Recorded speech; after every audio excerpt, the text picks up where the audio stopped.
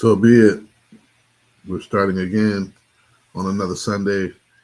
This is our Sunday sunrise sermon, and today we're looking at ancient texts of wisdom, focusing on friendship and how to endure faithful wounds from a friend that we can see in Proverbs chapter 27 and 6, Proverbs chapter 27 and 6. And this is going to get us to our text, which is Proverbs 27 and 6. And I'm going to read this from the New Living Translation. And jump on in here and follow along with me if you can. It's from the New Living Translation. This says, "Wounds from a sincere friend are better than many kisses from an enemy." Wounds from a sincere friend are better than many kisses from an enemy. All right? And that's from the New Living Translation. And I want to give it to you right here from the New King James, right?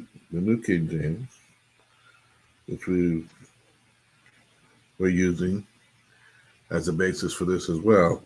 The New King James says, "Faithful are the wounds of a friend, but the kisses of an enemy are deceitful." Faithful are the wounds of a friend, but the kisses of an enemy are deceitful. And so here we go. There's what the New Living Translation says is the sincere friends, tough love, and what the New King James Version calls the faithful wounds of a friend, compared with the kisses of an enemy, whether it be a multitude of kisses or it be the depth of deception of those kisses. Keep that in mind, right? And that's part of what we're going to have to look at when we talk about this. And so take this into consideration. The wounds of a friend don't always come packaged nicely and neatly how we like them. Can we stay right there for a moment?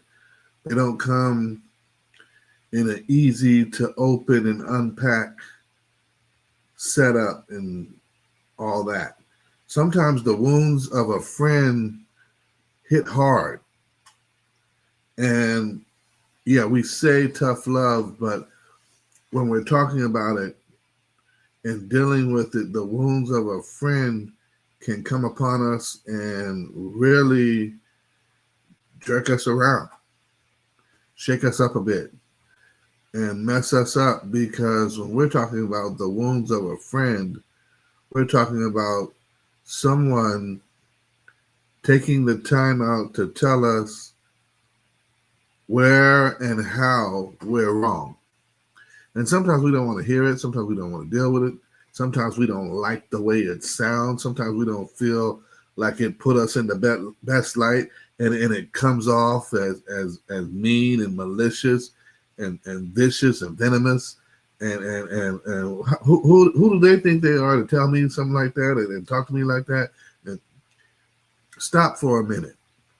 Go back to the New Living Translation. It said, of a sincere friend. It wasn't talking about somebody that didn't half know you. It didn't talk about someone who didn't know you from Adam. It was talking about the wounds of a sincere friend. When they're a real friend, they'll really tell you the truth and put you in your place, and that should be okay.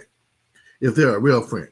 If they're a true friend and they're a friend indeed, then you should be able to accept that your friend is telling you the truth about how you're not quite doing things orderly and in a manner that's good enough. Faithful are the wounds of a friend, because a friend's going to tell you, hey, man, look, that thing back there, you were out of line, bro. You need to check yourself. That was out of line. That was not cool. And we know that. We know how that goes. And so faithful are the wounds of a friend, because when we look at this, this is how we should be getting down. This is how we should be looking at this. When they're a sincere friend, a faithful friend, they're coming at us and sharing with us what should be constructive criticism. And if we can start by accepting the constructive criticism, we're off to a good start. Secondly, we better assume good intentions.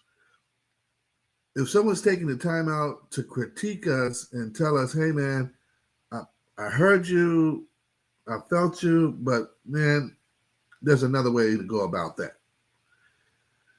If we can assume good intentions, then we can accept the criticism and possibly move forward in a way that makes things feel a whole lot better for a lot of people involved. But if we're going to accept the tough love, we need to assume that it is love indeed. We need to assume that their intentions are good and they want the best for us. Otherwise, they wouldn't spend the time sharing and they wouldn't bother with us about it, right? Because remember, look at this. What occurs before verse 6 is right here in the New Living Translation. Open rebuke is better than hidden love. Someone openly telling you, hey, man, this isn't working for you. This isn't panning out. This isn't happening for you. That's better than hidden love, according to the New Living Translation, Proverbs 27:5. So you've got to accept the constructive criticism, assume good intentions, and as well ask clarifying questions. So when you say that, you mean to say that I'm doing this, and when I do this, I'm not at my best. I'm not presenting my best self. Yeah, something's off, bro. Something's wrong. Ask clarifying questions. Well, when do you see me begin to shift and change into something else? And what's going on here? How do you think I could rephrase that? How do you think I could restate that? How do you think I can approach that differently to where I'm not coming off that way? Right? Ask questions to get further understanding about what this person is saying to you to help you. That's all. And finally, apply beneficial changes. Right? The beauty of what I like about Bible study is we get into this thing, we get into this text, we get into some talking points, but what's instrumental is the takeaway. When we have the part that we can apply, when we have the part that's the life application, and we're sitting there and we're saying, boom, hey, you need to do this because you've heard that. Our beliefs should be building up and getting us in our behavior in a manner to where our behavior is influenced by our beliefs. And when we do that, then we're in another place. We're doing things differently. And we're enduring that tough love to get to that other place. We're going through everything that tough love takes us through to get to that other place and be different. There's nothing wrong with accepting tough love from a sincere and faithful friend. What's wrong is when we get puffed up and our egos get all twisted up when we think that these so-called friends are telling us how good we are, but never telling us to fix it, to fix whatever's going on with us and whatever's happening with us. That's what's not good. And if we're going to make some changes need to happen within us in order for us to get with ourselves and some real introspection and get to where we can try to figure out, what do I need to do to be the best me in this situation? What do I need to do to present my best authentic self in this situation? What do I need to do to stop all the madness and keep going forward and progressing as a faithful Christian and a good friend? The best way to be a good friend is to keep sharing and keeping your other friend accountable. Accountability isn't something that we're talking about a lot. And if we're not talking about it a lot, then we shouldn't expect to see a lot of it among our friends and family and those that we hang out with, especially if we're not talking about it. If we want to see more accountability, then we need to become more obvious and just outright blatant about, hey, this one is to demonstrate and point out that we're taking accountability for our actions, for our thoughts, for our deeds, all of that right now. If you have someone that you can trust and talk to, check in with them and see if they'll be your accountability partner and hold your feet to the fire and keep you on the right path. But what we don't want to do is have someone just hanging out with us and telling us everything's okay when they know that we need to be put in check, when they know that we need to be told, hey man, fix this, otherwise you're going to have a bigger problem down the road. You can endure the wounds of a friend, especially when they're a faithful and sincere friend. That other stuff is just messy. That other stuff will mess you up and mess your mind up. And so test everything by the Spirit. Is this person coming at you with, as I said, with the second point, with good intentions? And after asking questions to clarify things, are there some beneficial changes that you can apply immediately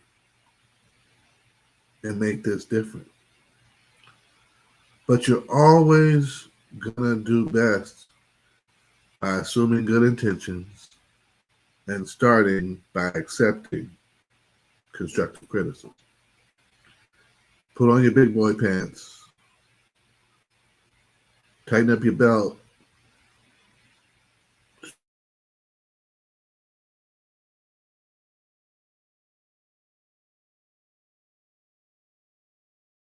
And because you need to hear it, and you need to hear it from a friend.